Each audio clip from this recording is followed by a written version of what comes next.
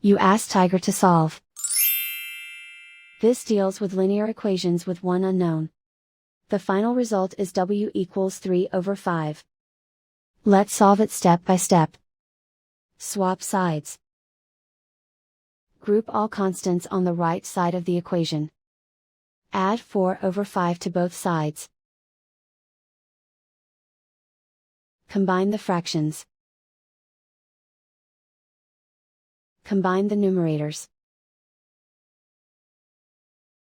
Reduce the zero numerator. Simplify the arithmetic.